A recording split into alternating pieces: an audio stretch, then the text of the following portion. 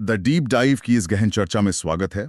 आज का जो हमारा विषय है वो भारतीय साहित्य की एक ऐसे विशाल स्तंभ पर केंद्रित है जिनके बिना आधुनिक हिंदी साहित्य के इतिहास की कल्पना भी नहीं की जा सकती। मेरा मतलब है जयशंकर प्रसाद। बिल्कुल। और आज के इस विस्तृत विश्लेषण के लिए हमने ई ज्ञानकोश, विकिपीडिया और स्क्रिप्ट जैसे महत्वपूर्ण स्रोतों से लेखों, शोध पत्रों और आलोचनात्मक सामग्रियों का एक काफी बड़ा पुलिंदा खंगाला है। हाँ, और हमारा जो मिशन है आज वो केवल एक महान लेखक की जीवनी को ऊपर ऊपर से पढ़ना नहीं है। हमारा असली मकसद ये समझना है कि कैसे एक अकेले इंसान ने अपने जीवन के भयंकर दुखों, बीमारियों और लगातार जो व्यक्तिगत त्रासदियां उन्हें मिलती रही, उनको एक पूरे राष्ट्र की सांस्कृतिक और साहित्यिक चेतना में बदल दिया। सही कहा। हम जयशंकर प्रसाद जी की उस बहुमुखी और लगभग रहस्यमयी प्रतिभा को डिकोड करने की कोशिश करेंगे, जिसने उन्हें एक ही साथ महान कवि, प्रखर नाटककार और यथार्थवादी कथाकार बना दिया। तो इस चर्चा की शुरुआत करते हैं। देखिए, विश्लेषण की शुरुआत में ही ये स्पष्ट करना बहुत जरूरी है कि प्रसाद जी कोई सामान्य साहित्यकार नहीं थे। वे अपने आप में एक पूरा युग थे, एक पूरी वैचारिक क्रांति थे। छायावाद के प्रवर्तक के रूप में उनका जो ऐतिहासिक महत्व है, उसे समझने के लिए हमें उस दौर की नब्ज टटोलनी होगी। 20वीं सदी के शुरुआती दशकों का वो भारत बहुत ही उथल-पुथल के दौर से गुजर रहा था। मतलब एक तरफ स्वतंत्रता संग्राम की चिंगारी सुलग रही थी, बिल्कुल, और दूसरी तरफ सदियों पुराने सामाजिक मूल्य टूट रहे थे, समाज सुधार के आंदोलन हर तरफ चल रहे थे। ऐसे समय में जब देश अपनी एक नई पहचान खोज रहा था, तब प्रसाद जी ने अपनी कलम उठाई। और उन्होंने केवल तत्कालीन समस्याओं का चित्रण नहीं किया, है ना? एकदम सही। उन्होंने अतीत के स्वर्णिम झरोखों से वर्तमान की हताशा का सटीक इलाज ढूंढा और भारतीय जनमानस में एक नई ऊर्जा का संचार किया। शोध सामग्री पढ़ते हुए उनके जीवन की जो शुरुआत सामने आती है, वो मुझे किसी बहुत बड़े ड्रामा या पीरियड फिल्म के पहले दृश्य जैसी लगती है। जन्म होता है 1889 या 1890 के आसपास बनारस के एक बेहद संपन्न और रसूखदार परिवार में। हाँ, बनारस का वो मशहूर सुंघनी साहू परिवार। जी, नोट्स बताते हैं कि उनके दादा शिवरतन साहू तंबाकू और सुर्ती के बहुत बड़े व्यापारी थे। अब यहाँ एक बहुत ही दिलचस्प विरोधाभास दिखता है। किस तरह का विरोधाभास? मतलब एक तरफ व्यापार की गद्दी है, पैसे का लेन देन है, तंबाकू की गंध है, और दूसरी तरफ उसी घर में पंडितों, कवियों, शतरंज के खिलाड़ियों और पहलवानों का एक कलात्मक जमावड़ा लगा हुआ है। हाँ, ये सच में अनोखा है। बचपन से ही व्यापारिक कठोरता और विशुद्ध कला का एक अजीब सा संगम उनके आसपास था। पर ये संगम बाहर से जितना भव्य और सुरक्षित दिखता था, अंदर से उतना ही जल्दी दरकने वाला भी था। जीवन का यथार्थ उनके लिए बहुत क्रूर साबित हुआ। स्रोत भी यही गवाही देते हैं। जी, जब वे मात्र 12 वर्ष के थे, तब उनके पिता देवी प्रसाद जी का निधन हो गया। परिवार का वो मजबूत साया अचानक छिन गया और इसके ठीक 3 साल बाद 15 वर्ष की कच्ची उम्र में माता का भी देहांत हो गया। ये तो बहुत ही भयानक स्थिति रही होगी उनके लिए। और दुखों की ये श्रृंखला यहीं नहीं रुकी। कुछ ही समय बाद उनके बड़े भाई शंभू रत्न जी, जो पिता के बाद परिवार और व्यापार का सारा बोझ उठा रहे थे, वे भी चल बसे। बाप रे! कल्पना कीजिए, एक किशोर जिसके कंधों पर अचानक से पूरे व्यापार, कर्ज, मुकदमों और परिवार का भारी बोझ आ गिरा हो। ये विवरण पढ़ते हुए वाकई रोंगटे खड़े हो जाते हैं। और इसी जगह ई ज्ञान कोश के नोट्स में एक ऐसा भावुक और यादगार दृश्य उभर कर आता है जो एकदम दिमाग में छप जाता है। कौन सा दृश्य? वही 15 साल का वो किशोर जिसके सिर से अपनों का साया छिन चुका है। वो अपनी दुकान की गद्दी पर बैठा है, सामने ग्राहक खड़े हैं, वो उन्हें सुर्ती तौल कर दे रहा है, लेकिन उसी गद्दी पर बही खाते के रद्दी कागजों के बीच वो दुनिया से छुप-छुप कर कविताएं लिख रहा है। और वो भी कलाधर उपनाम से। बिल्कुल, कलाधर उपनाम से। चारों तरफ व्यापारिक शोरगुल है, पारिवारिक दुखों का अंबार है, और उन सब के बीच रद्दी कागजों पर जन्म लेती ब्रजभाषा की कविताएं। ये किसी महाकाव्य के नायक की शुरुआत जैसा लगता है। वो गद्दी और वे रद्दी कागज ही उनकी पहली प्रयोगशाला थे। लेकिन यहाँ नियति का प्रहार देखिए। दुर्भाग्य ने उनका पीछा किशोरावस्था के बाद भी नहीं छोड़ा। उनका पूरा पारिवारिक और वैवाहिक जीवन क्षय रोग यानी टीबी के भयानक अभिशाप से घिरा रहा। उस दौर में टीबी का मतलब तो सीधे मौत होता था। हाँ, कोई इलाज नहीं था। उनकी पहली पत्नी विंध्यवासिनी देवी का निधन इसी बीमारी के कारण हुआ। इसके बाद उनका दूसरा विवाह सरस्वती देवी से हुआ। और शोध के पन्नों में एक बहुत ही त्रासद घटना का जिक्र है इसके बाद। जी कि पहली पत्नी के कपड़े पहनने के कारण दूसरी पत्नी भी टीबी से संक्रमित हो गई और प्रसूत अवस्था में ही उनका भी दुखद निधन हो गया। तीसरी पत्नी कमला देवी से उन्हें पुत्र रत्न शंकर की प्राप्ति हुई। अंततः 1937 में मात्र 48 वर्ष की अल्प आयु में स्वयं प्रसाद जी का भी इसी क्षय रोग से लड़ते हुए निधन हो गया। इतना दुख, इतनी कम उम्र में अपनों को यूं तड़प तड़प कर जाते देखना, आम इंसान तो ऐसी परिस्थितियों में पूरी तरह से टूटकर बिखर जाए, शायद अवसाद में चला जाए या दुनिया से नफरत करने लगे। यहाँ जो बात सबसे अधिक रोचक है वो यह है कि इतने गहरे और निरंतर दुखों के बावजूद प्रसाद जी ने अपने साहित्य में कभी भी निराशा, मृत्युबोध या रोने धोने को हावी नहीं होने दिया। ये बहुत बड़ी बात है। उन्होंने आनंद और भारतीय शिव दर्शन को अपने जीवन और साहित्य का अंतिम लक्ष्य माना। कामायनी का अध्ययन करते हुए ये स्पष्ट होता है कि जिसे हम आम इंसान अभिशाप या जगत की ज्वालाओं का मूल समझते हैं, प्रसाद जी उसे ईश्वर का रहस्य, वरदान मानते थे। उन्होंने अपने निजी आंसुओं को शाब्दिक रूप से अमृत में बदल दिया। ये एक बहुत ही शक्तिशाली विचार है कि निजी दुख को विश्व की करुणा में कैसे बदला जाए, और शायद इसी आंतरिक शक्ति ने उनकी काव्य यात्रा को इतना विस्तृत और गहरा बनाया। बिल्कुल। विकिपीडिया के जो नोट्स हैं वो बताते हैं कि उन्होंने अपनी साहित्यिक शुरुआत ब्रज भाषा से की थी। उनका पहला संकलन चित्राधार ब्रज भाषा में ही था, लेकिन फिर उन्होंने इस समय की नब्ज पहचानी और खड़ी बोली की तरफ मुड़ गए, जिसका उदाहरण कानन कुसुम है। हाँ, ये एक बड़ा बदलाव था। ठीक है, आइए इसे थोड़ा खोलकर समझते हैं कि ये बदलाव कैसा था। ब्रज भाषा उस समय पारंपरिक संगीत में कविता की भाषा थी, जबकि खड़ी बोली आज की रोजमर्रा वाली हिंदी थी, जो थोड़ी रूखी मानी जाती थी। प्रसाद जी का खड़ी बोली को कविता की भाषा बनाना ऐसा था जैसे किसी ने सड़क की आम बोलचाल को शास्त्रीय संगीत में ढाल दिया हो। ये एक बहुत ही सटीक तुलना है। खड़ी बोली को वो मिठास और गहराई देना प्रसाद जी के बिना संभव ही नहीं था। और इसी भाषाई क्रांति के साथ जन्म होता है छायावाद का। छायावाद को अगर हम सरल शब्दों में समझें तो ये क्या था?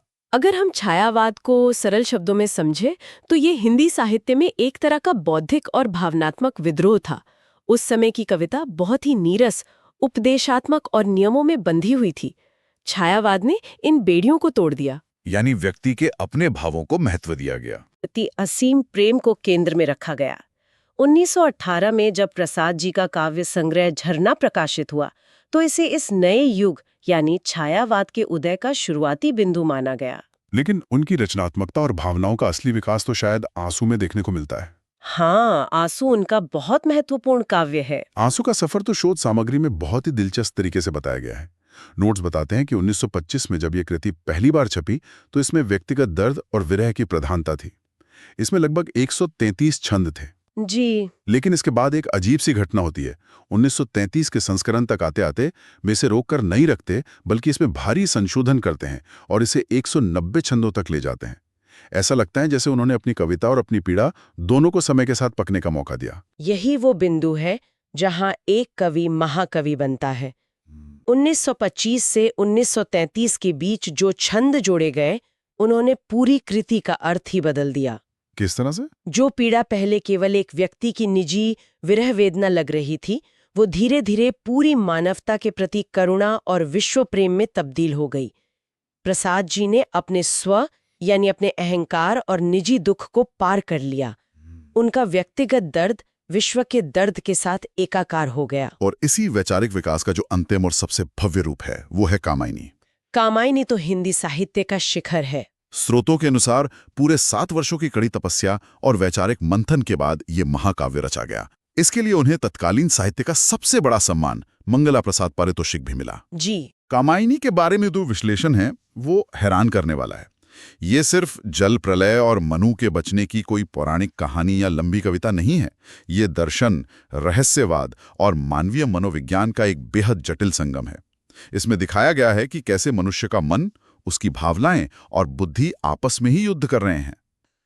कामायनी को अगर हम एक मनोवैज्ञानिक रूपक के तौर पर देखें तो इसमें पात्र मनु मानव मन का प्रतीक है, श्रद्धा हृदय या भावनाओं का प्रतीक है और इड़ा बुद्धि या तार्किकता की प्रतीक है। ये प्रतीकवाद बहुत गहरा है। बहुत गहरा है।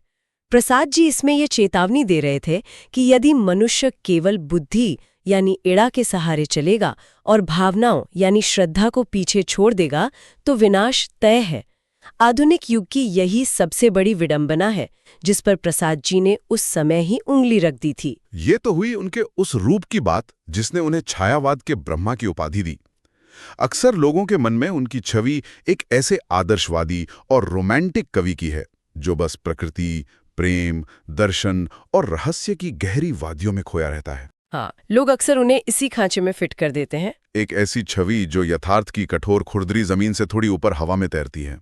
लेकिन जब हम स्क्रिप्ट और अन्य स्रोतों में उनके गद्य साहित्य यानी कहानियों और उपन्यासों का हिस्सा पढ़ते हैं तो ये रोमांटिक छवि पूरी तरह से चकनाचूर हो जाती है। वहां एक बिल्कुल अलग, बेहद प्रखर और कठोर यथार्थवादी लेखक खड़ा मिलता है। इस छवि को तोड़ना बहुत आवश्यक है। उदाहरण के लिए 1912 में इंदु पत्रिका में छपी उनकी पहली कहानी ग्राम को ही देख लीजिए। कई आलोचक इसे हिंदी की पहली आधुनिक कहानी भी मानते हैं।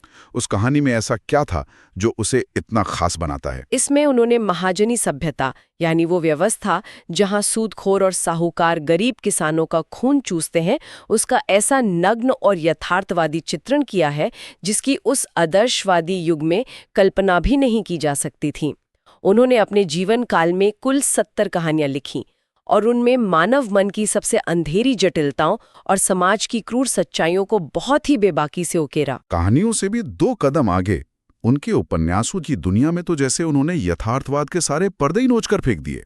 उनका उपन्यास कंकाल इसका सबसे बड़ा और चौंकाने वाला प्रमाण है।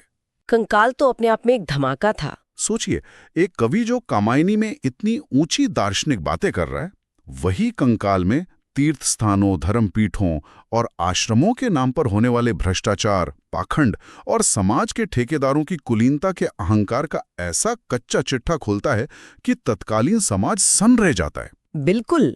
इस उपन्यास में उन्होंने बहुत ही कड़वे तरीके से दिखाया है कि कैसे धर्म के नाम पर मनुष्य की सबसे हीन वृत्तियों और वासनाओं का नंगा नाच होता है, और इसमें सबसे ज्यादा पिसती है स्त्री। ये किसी रोमांटिक कवि की कल्पना नहीं थी, ये समाज की नब्ज पर हाथ रखने वाले खोजी पत्रकार जैसी नजर थी। अगर हम इसे बड़े परिप्रेक्ष्य में देखें तो प्रसाद जी के इस यथार्थवादी रूप की धार कितनी तेज थी, इसका अंदाजा इस ऐतिहासिक तथ्य से लगाया जा सकता है कि स्वयं मुंशी प्रेमचंद, जिन्हें हिंदी में यथार्थवाद का सबसे बड़ा पुरोधा और सम्राट माना जाता है, उन्होंने भी प्रसाद जी के उपन्यासों की भूरी भूरी प्रशंसा की थी। प्रेमचंद जी ने खुद उनकी तारीफ की थी। हाँ, प्रेमचंद जी ने कंकाल की समीक्षा में साफ लिखा था कि हिंदी में ऐसे उपन्यास बहुत कम हैं जो इसके सामने रखे जा सकें।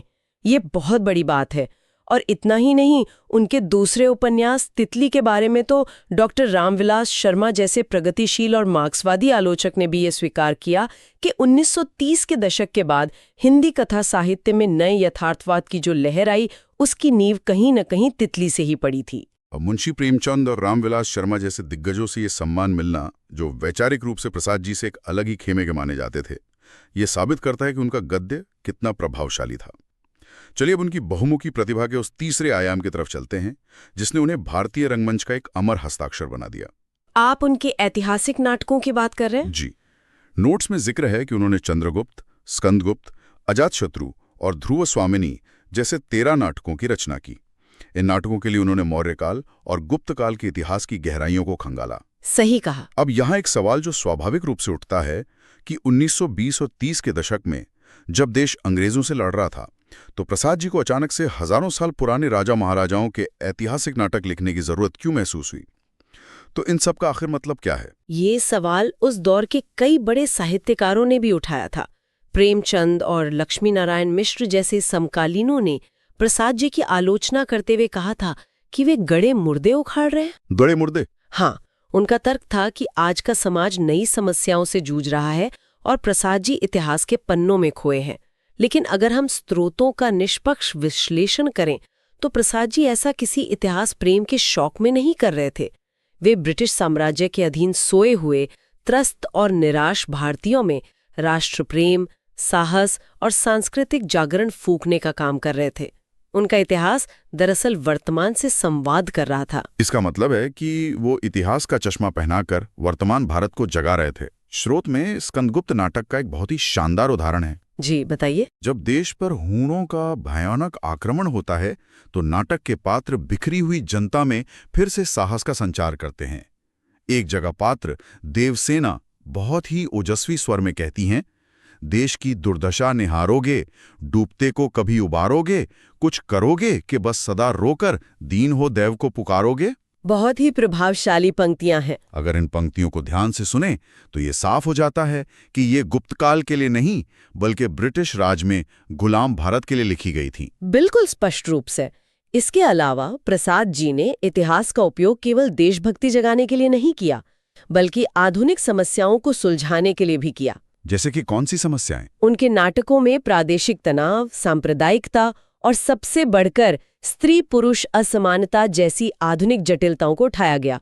उनका नाटक ध्रुव स्वामिनी इसका सबसे प्रखर उदाहरण है। ध्रुव स्वामिनी में ऐसा क्या था? यह नाटक ऐतिहासिक पृष्ठभूमि में होते हुए भी पूरी तरह से एक स्त्री के अपने अधिकारों, सम्मान और यहाँ तक कि विवाह से मुक्त होने यानी तलाक के अधिकार के लिए खड़े होने की कहानी है।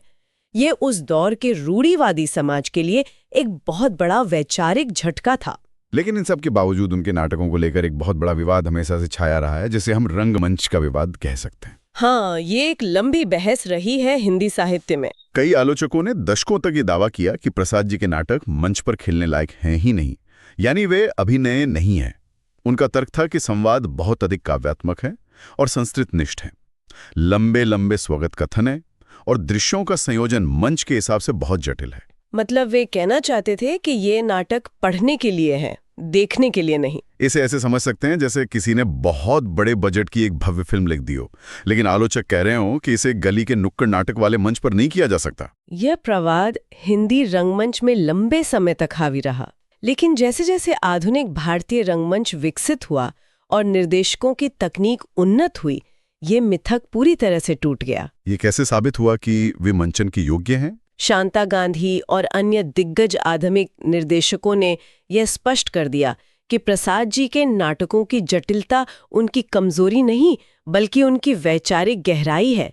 असल में उनके नाटकों को मंच पर उतारने के लिए निर्देशकों और अभिनेताओं के पास एक गहरी बौद्धिक समझ होनी चाहिए। जब आधुनिक निर्देशकों ने उस गहराई को समझा और सही तकनीक का इस्तेमाल किया तो यही नाटक मंच पर बेहद सफल और प्रभावशाली साबित हुए। तो आज की इस पूरी चर्चा के बाद अगर हम ई-ज्ञान कोश, विकिपीडिया और अन्य स्रोतों से प्राप्त इस विशाल जानकारी को समेटें तो जयशंकर प्रसाद जी का जीवन और उनका साहित्य हमें क्या संदेश देता है? यह एक बहुत महत्वपूर्ण सवाल है श्रोताओं के लिए। वे एक ऐसे असाधारण रचनाकार थे जिन्होंने अपनी व्यक्तिगत पीड़ाओं, अपने परिवार को उजड़ने और अपनी जानलेवा बीमारी के घने अंधकार के बीच से एक ऐसी चमकदार दुनिया रची जो आज भी भारत को उसकी सांस्कृतिक जड़ों से जोड़ती है। उन्होंने निराशा और मौत के साए में बैठकर आनंद और आशा का महाकाव्य लिखा। जानकारी की इस तेज रफ्तार दुनिया में जहां छोटी छोटी मानसिक परेशानियां लोगों को तोड़ देती हैं, उनका जीवन ये सिखाता है कि विपरीत परिस्थितियों में भी कैसे गहरी चिंतनशीलता और सृजन से खुद को अमर किया जा सकता है।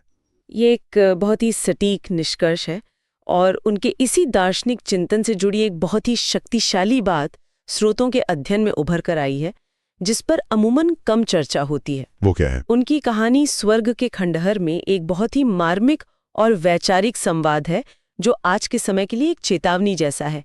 कहानी की पात्र लज्जा कहती है, स्वर्ग, इस पृथ्वी को स्वर्ग की आवश्यकता क्या है? इस पृथ्वी को स्वर्ग के ठेकेदारों से बचाना होगा। वागे कहती है, पृथ्वी को केवल वसुंधरा होकर मानव जाति के लिए जीने दो। अपनी आकांक्षा के कल्पित स्वर्ग के लिए, क्षुद्र स्वार्थ के लिए इस धरणी को नर्क न बनाओ, जिसमें देवता बनने के प्रलोभन में पड़कर मनुष्य राक्षस न बन जाए। ये संवाद तो सीधा आज के हमारे आधुनिक समाज पर एक गहरी चोट है। तकनीक, अंधाधुंध विकास और आर्टिफिशियल इंटेलिजेंस के नाम पर जहां पूरी दुनिया इस पृथ्वी को एक परफेक्ट आदर्श लोक या कृत्रिम स्वर्ग बनाने की अंधी दौड़ में शामिल है। बिल्कुल। ये विचार हम सबको ये सोचने पर मजबूर करता है कि क्या अनजाने में अपनी मूल मानवीयता, इस धरणी का स्वाभाविक और प्राकृतिक स्वभाव खोकर हम कुछ और ही तो नहीं बनते जा रहे हैं। एक कल्पित स्वर्ग के ठेकेदार बनकर कहीं देवता बनने की इस अंधी चाह में मानवता राक्षस तो नहीं बन रही। इसी बेहद गहरे और प्रासंगिक विचार के साथ हम आज की इस गहन चर्चा को यही विराम देते हैं। कुछ नया सीखते रहिए और इस विचार पर मनन करते रहिए।